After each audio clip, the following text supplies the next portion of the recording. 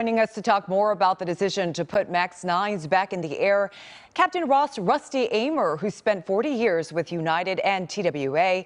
Captain Ross, thank you so much for joining us this morning. My pleasure, Rachel. All right. Well, first I want to ask you, you worked as a training captain for Boeing.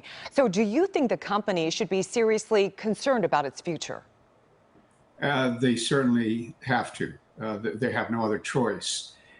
Look, I don't take any pleasure in beating up on Boeing. After all, this was a company that created the greatest airplanes, 707, 747, which I grew old in. But they need to do a lot of soul searching. They need to go from top down and basically get rid of people who brought us this mess at the greatest manufacturing company on earth.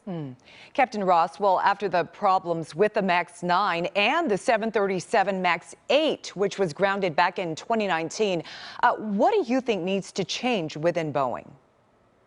The upper management and the board of directors. They're the ones that went to war with their employees. Again, they have the fantastic group of engineers, mechanics, workers in Pacific Northwest, and their only bad thing about them was that they were unionized as far as management was concerned. So they went to war with those people, and the aircraft that you see having all these issues are the ones that are built in non-union shops across the world. A lot of outsourcing.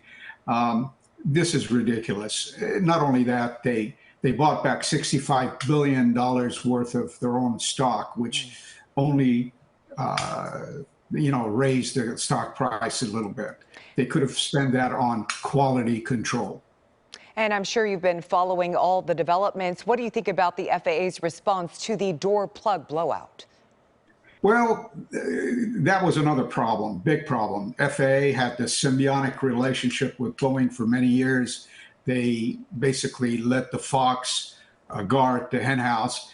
And it's about time FAA got up and did something and make Boeing look into their quality control and make airplanes. And lastly, I want to ask, if someone handed you a ticket to get on a 737 Max-9 today, would you go? And Captain, would you feel safe? I would, because knowing that those professionals up front in the cockpit, in the cabin, the flight attendants, on the ground, the workers, the mechanics, they've done their best, despite the fact that they were given lemons. I wish that we had lemon laws for airplanes too. We do have that, especially in California with our cars.